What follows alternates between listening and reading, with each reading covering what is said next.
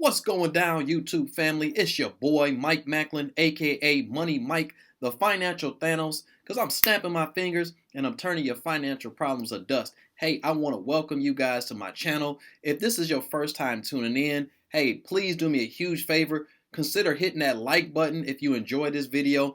Also, subscribe and hit the notification bell. That way you know every single time I drop a new video and you will be right in place to get that new and great information. Hey, today is one of my favorite days. You know me, every day is probably my favorite day, but this is Money Monday. On Money Mondays, what I do is I normally drop a money tip, or I'll react to an article that I've seen, or anything just related to putting a little bit of money information in front of you. So make sure y'all check that out every single Monday. And today, what we're going to talk about is the 7 habits of people with a really good credit score, primarily 800 or better. And the reason I wanted to put this video out today is because a lot of people, for whatever reason, sometimes have a hard time figuring out how to get to that 800 score, or they just feel like it's not even something that they could get to, so they don't even try. They just stay doing whatever it is that they was doing before.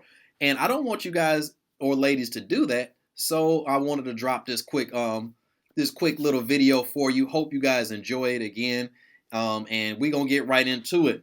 Okay, so number one thing is they know they credit score. I mean, forgive me for looking down, but I do have this kind of written down on my notes, so I will be checking that out. But the first thing that people with really high credit scores is they know they score. Now, this might be something that seems obvious, but a lot of people that don't have the greatest credit scores is because they're not looking at it. They're not keeping track of their score. And that goes for money in particular. A lot of people just don't keep track. And people who track get the best results. So people who have great credit scores, the first and most obvious thing is they actually know their score because they're actually checking it. Okay, so let me read a little bit more of the notes that I have here. Again, it might sound obvious, but a lot of people that don't know their credit score, they find out when they go apply, and at that point it's too late, because first you got a ding on your credit now because somebody ran your credit to figure out if you qualify for some, and two, this is something very easy that you can find out. Now, some good places to check out is maybe Credit Karma, for a free score, Credit Sesame. Now, a lot of people say those aren't the most accurate, but for me, they've been pretty close. Now, the most accurate place to look is at your FICO score. You can get that through certain credit cards. They actually give you that FICO score for free. So, that's something definitely worth checking out. So the first thing, again, is people with high credit scores, one of the first habits they have is they actually look at their score. Now, let's move on to number two. Number two is people with good credit scores, they set up auto pay. Now, auto pay is basically pretty much what it sounds like. It's setting your payment to automatically be drafted from your account or wherever that you have it pulled from. Now, something cool that I do with auto pay is I have it, the accounts that I can do it, I have it pull it from my credit card. Now, I do that for 2 reasons. The first reason is for it's a bit more secure to me, and it's easier to kind of resolve any issues that you may have. And it protects your personal account. I think I've done a video about this before, comparing credit to debit cards. But one of the key advantages of a credit card over a debit card, especially in transactions like this, is that, again, it secures your account. Your account isn't prone to the attack. And the problem with using a debit card is that if that money gets pulled fraudulently, it's a lot harder to get it back. It takes a lot longer than a credit card. Now, that's the first reason. The second reason I use my credit card for auto pay is because I get cash rewards and utilization of the credit. So that is why I personally use auto pay. But again, people with high credit scores, they use auto pay. And the main reason for that is that, hey, sometimes you forget. Sometimes in life, you got a lot going on. You got a lot on your mind, especially me. I'm a huge person who I'll forget something. So I set it on auto pay for ease of mind. And that's what most people with, high credit scores do. They set their payments on auto pay so they don't forget. The payment history is really high. On the importance scale, is actually 35% of your credit score. So, you definitely, if you're not on auto pay, you may want to seriously consider it. And I know a lot of people may say, well, money, Mike, I don't want to give away my money. I don't want somebody in control of my money. Stop, y'all. Just stop. Okay, you owe the money. Just put it on auto pay and save yourself some trouble. That's all I'm saying. All right. I'm not going to beat that up no more. We're going to move on. All right, next. Next is low credit utilization. Low credit utilization. That means they're more disciplined with their money. I tell people, most of the time, you don't want to use any more than 10% of your credit. You do not. A lot of people say 30%, but I say 10. 30% is good, but 10% is that excellent. And now, another reason that is important. Credit utilization is the second highest thing on your credit report. That accounts for the second highest amount of points at 30% of your score. So 30% of your score is based off credit utilization. So if you're using a lot of your credit, then you're lowering your score just on that. And again, that's a high percentage, to be down there in the dumps doing that. So, keep your utilization at 10% or lower. I personally keep mine at 0%. But that doesn't mean I don't use the card. I'll kind of talk about this again later in the video because it's one of the great habits. But I use 0%. And again, I'll kind of get more into that in a second here. All right. Number four. This is a huge one. This is a huge one. They don't close accounts. A lot of people do this. I had to tell some of my family members. And I think this came from Dave Ramsey. I'm not going to, bash the guy, but I think what he preaches a lot is, cut up your credit cards. But I guess, okay, I'm not going to rag on him because maybe what he means, and I'll get into this in a second, but people who have high credit scores, they don't close their accounts.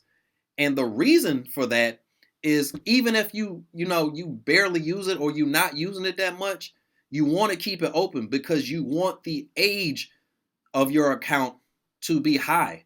Okay? So the way the age is worked out is they look at all of your accounts. They look at all the open accounts that you have, and they take the average of the time that those accounts have been open. So for easy numbers, let's say you have 5 credit cards and you got them all 10 years ago. So your average is going to be, 10, 10, 10, 10, 10. So that's 50 divided by 5, which would be 10. So it's 10 years. Okay? 10 years, 9 years is like the optimal, like the highest level. Anything higher than that is fantastic. But if your account is younger than that, you get new credit.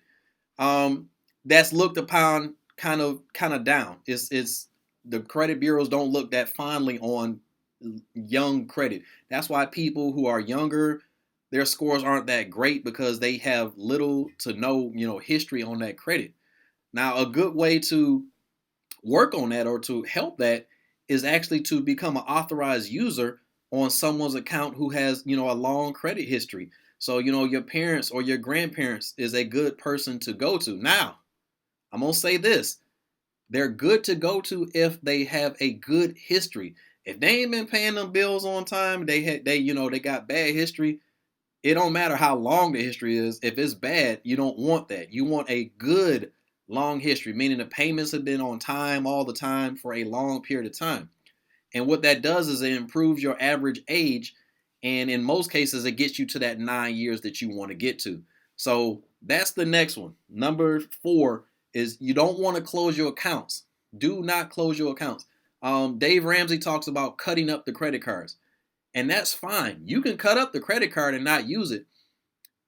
But even there, that's not the best thing to do. What I tell people is, hey, listen, you don't have to use the card that much, but just occasionally, maybe go and fill up a tank of gas every now and again with that credit card, just to keep the account open. Now, keeping the account open means you've used it, within the last 6 months. I wouldn't recommend going that long without using the account. But again, that's kind of at your discretion. I'm going to let you kind of let that shake out how you feel best. But again, do not close your accounts. If you can help it, leave those accounts open, wherever you get them accounts from. Even if it's something, hey, you get real tempted. Maybe it's a department store or something that you shop at a lot. Don't close the account. Just get a little bit more discipline. Don't spend so much money on it, and pay that thing off. Pay that thing off, okay? Next thing. They know when to apply for credit. They know when. So I'm going to read this one here. Well, 10% of your score is determined by recent credit inquiries. A lot of new applications for credit may signify financial trouble. According to FICO, those who have a score over 800 last opened a line of credit on average 15 months ago. Okay, so essentially what that means is you're not, just opening up a bunch of accounts. You putting some time in between it. And the reason for that is inquiries stay on your credit report for 2 years. So if you got a whole bunch of inquiries on your report, that's bringing your score down. Now, inquiries is not a huge percent. It's like 10% of your credit score, but still, you want to keep those inquiries low. So again, a lot of people, what they'll do, especially people with high scores, they'll spread those out. They'll apply for new credit once, every year, every 15 months, so that that those inquiries don't pile up on them. Me personally, right now, I have one inquiry on two inquiries on my Equifax, and one inquiry on my TransUnion.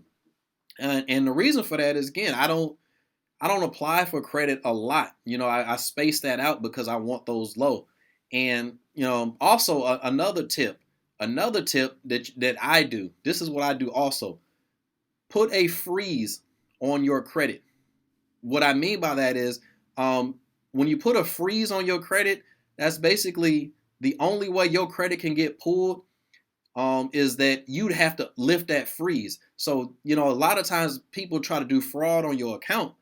And if your account is frozen, they can't do that because, it pulls up, hey, the account is frozen. And that person would have to work pretty hard to get in there and, figure out your account information and all that to unfreeze that account. So that's just a security mechanism I have in place as well, is, put that freeze on that account. That way you don't have people opening up accounts in your name and things like that, adding those inquiries and lowering your credit score. All right. Number six. We almost at the end of this thing, y'all. We almost at the end of this. The next habit is they pay their balances in full. Pay them in full. Now, again, a lot of people is guilty of this. They'll get a credit card, they'll just pay the minimum payment, and they'll be in that debt for months and years sometimes. I always say, listen, I swipe my credit card. I do. I swipe my credit card a lot. But the swipes that I make sure I have the money to back it up. Meaning, let's say, even if I was to run up $1,000, $2,000 on my credit card, I make sure that I have that amount in my account so that at the end of the month, or when the bill is actually due, I pay it off all the way. I don't do that whole, keeping a balance on there or keeping minimum payments. Two reasons for that. Two reasons. The first reason is if you just pay in the minimum payment, you're staying in debt longer and longer and longer. And this is the reason why. Interest. And that's the second reason that I knock that out, is because I don't want to pay interest. I'm going to buy it just like cash. And if you pay it in full, you avoid the interest fees. Okay? So getting back to the paying minimum payments, if you just paying the minimum payments, what's happening in most cases is the interest is eating up a majority of what you paid. So let's say your credit card is $25 minimum payment. Okay, with a high interest rate, most credit cards are 20 plus on the interest rate. So, by the time you get through with interest, a majority of your payment went to that. And that's why your payment is lasting so long, is because you paying too much in interest. And that interest is eating up your actual payment. So people with high credit scores, they pay their balance in full. And you should too. And finally,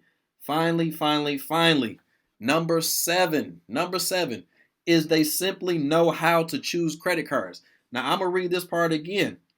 One option for people struggling with debt is to take out a secured card. Okay, this requires you to make a deposit. However, a secured card can help build your credit score fast. Another smart credit card strategy is to have a stable of no fee cards you plan to keep for a long time. So, for people who may be trying to get it right, again, choose a card that's going to help you is what that means. They know people with high credit scores know how to choose their accounts. So if you're not great yet, get you a secure card. Okay, the secure card is a builder mechanism. You establishing that payment history, and a good thing about that is you only can pull the money that you put into it. So it's not like you're gonna overdraft it, because it's not gonna let you pull any more than what you actually have into there. And the second thing is, you get a card with no fees.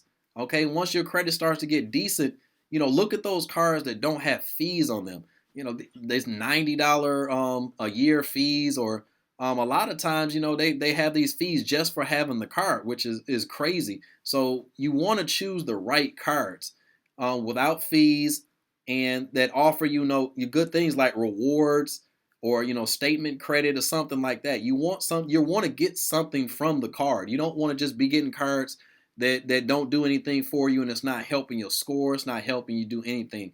So guys and ladies, I hope you guys enjoyed this. I hope this was informative. I tried to keep this very short and to the point. The 7 habits of people with great credit scores. If any of these habits hit home for you and you feel like you need to improve it, hey, definitely fix that. Also, if you want to learn more about credit, how to repair credit yourself, as well as how to eliminate debt, learn how to invest, learn how to pay less taxes, and get more of your money, I want you to go to my website, and it's going to pop up on the screen here, moneymike313.com. You can actually set up a free 30-minute consultation with me. We'll talk about your credit. We'll talk about your financial picture, and we'll get you started on the path to financial freedom. I hope you guys enjoyed this video. Don't forget to smash that like button, share this, leave a comment below on what you thought about these 7 habits. Maybe there's a place where you need some help. Hey, leave a comment below. I'll definitely, reach out to you and get you some good information. And as always, I love you. God loves you. He smiles when he sees you, and he sees you all the time, so he's always smiling. So why aren't we? Hey, you guys have a great day. Thank you again so much for all the support. Like, comment, share, and I will see you guys on the next video. God bless you all. Gone.